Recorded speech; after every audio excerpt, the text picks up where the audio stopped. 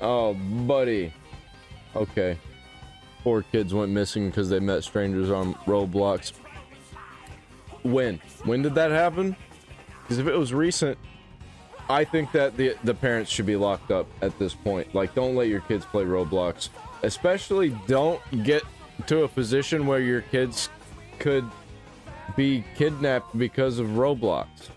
4 different children went missing within the span of just a few weeks in January of 2026, with every story potentially pointing back to the same thing. They met strangers on Roblox. And while 3 of these children were eventually found safe, the 4th and most recent case is still unresolved, which is the main reason I'm making this video, in the hope that more information gets out there so these cases receive more attention. And with that being said, I'll lay out everything that's publicly available in case anyone has any details, no matter how small they may seem, that could actually help move things forward. And I'll make sure the appropriate contact information is both on screen and down in the description down below. But the first story that grabbed national attention started on a Monday morning in Southwest Philadelphia.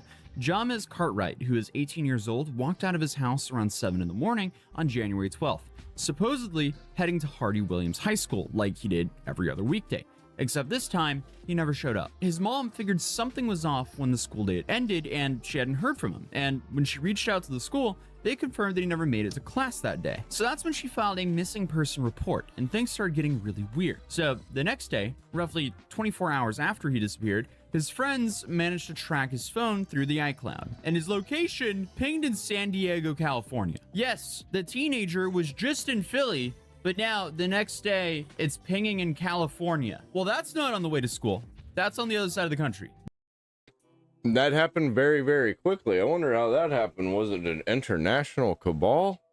This guy left for school, then crossed the whole map. But here's the part that makes even less sense, because James didn't have any form of ID on him. He had no money or income, and according to his family, he had never traveled outside of Philadelphia in his entire life. So how did an 18-year-old with no resources somehow end up across the country in less than a day?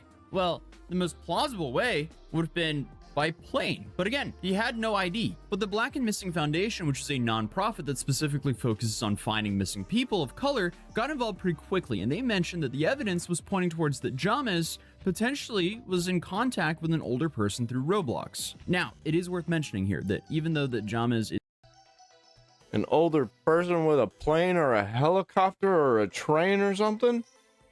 Is 18 years old, he's still a high schooler, and his family has stated that he has an intellectual disability, which meant that he could be more vulnerable to someone trying to manipulate or take it. Well, then what the fuck was he doing on Roblox? What are you doing? That's the most retarded shit I've ever heard.